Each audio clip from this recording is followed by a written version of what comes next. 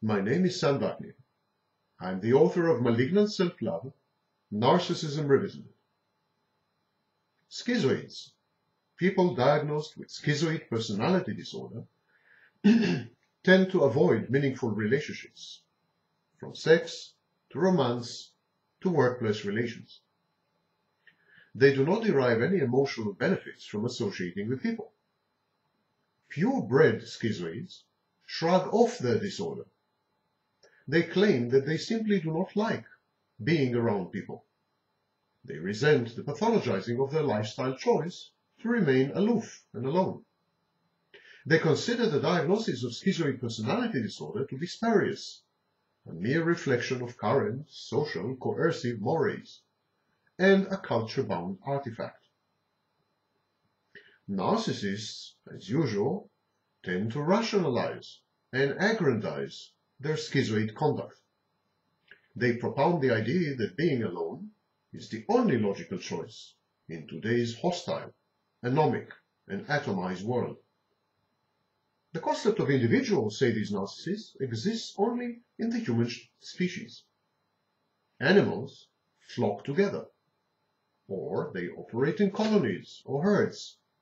Each member of these aggregates is an extension of the organic whole. In contradistinction, people band and socialize only for purposes of a goal-oriented cooperation or the seeking of emotional rewards, solace, succor, love, support, etc. Yet in contemporary civilization, the accomplishment of most goals is outsourced to impersonal collectives such as the state or large corporations. Everything from food production to distribution to education is now relegated to faceless, anonymous entities which require little or no social interaction. Additionally, new technologies empower the individual and render him or her self-sufficient, profoundly independent of others. As they have grown in complexity and in expectations fed by the mass media, relationships have mutated to being emotionally unrewarding and narcissistically injurious to the point of becoming a perpetual fount of pain and unease. More formalized social interactions present a substantial financial and emotional risk. Close to half of all marriages, for instance, end in a divorce, inflicting enormous pecuniary damage and emotional deprivation on the parties involved. The prevailing ethos of gender wars, as reflected in the evolving legal milieu, further serves to deter any residual predilection and propensity to team up and bond. And this is a vicious circle. It is a vicious circle that is difficult to break. Traumatized by past encounters and liaisons, people tend to avoid future ones. Deeply wounded, they are rendered less tolerant, more hypervigilant, more defensive, and more aggressive, traits which bode ill for their capacity to initiate, sustain, and maintain relationships. The breakdown and dysfunction of social structures and institutions, communities and social units, is masked by technologies which provide verisimilitudes and confabulations.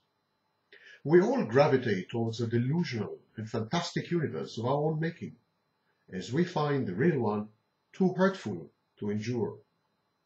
Modern life is so taxing and onerous, and so depletes the individual's scarce resources, that little is left to accommodate the needs of social intercourse. People's energy, funds, and work will are stretched to the breaking point by the often conflicting demands of mere survival in post-industrial societies. Furthermore, the sublimation of instinctual urges to pair, the libido, associate, mingle, and fraternize is both encouraged and rewarded in today's society. Substitutes exist for all social functions, including sex, pornography, and child-rearing, single parenthood. And so these substitutes render social institutions obsolete and superfluous, and social give and take awkward and inefficient. The individual me has emerged as the organizing principle in human affairs, supplanting the collective.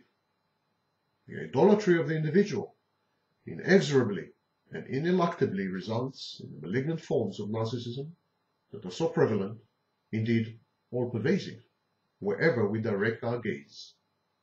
It is a sorry sight and a poor prognosis for us as a species.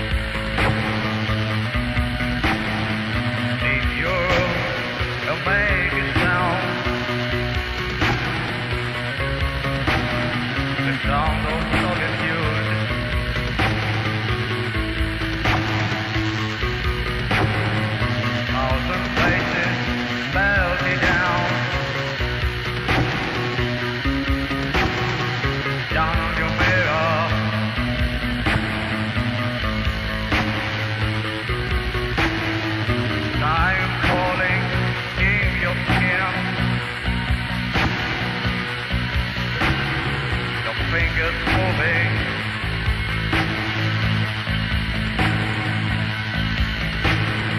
The rain setting in the glass. The windows broken. The windows broken.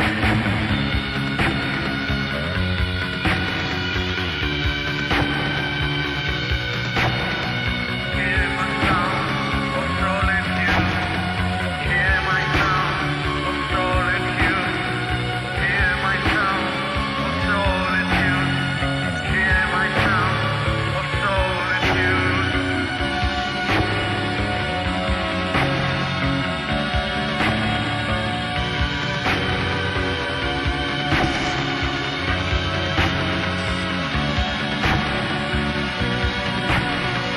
Empty eyes, oh empty eyes. Empty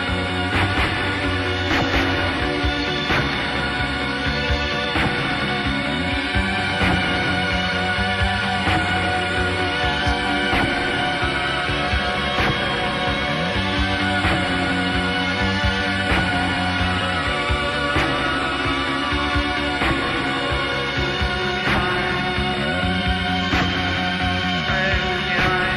me. Empty eyes on me. Empty eyes on me.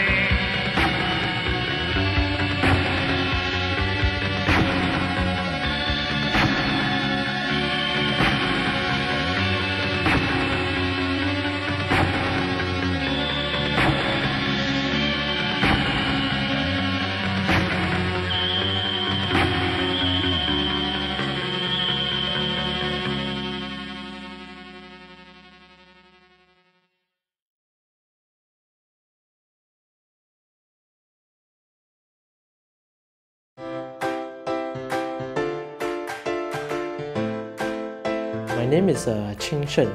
I'm the director for 5 Shades of Solitude.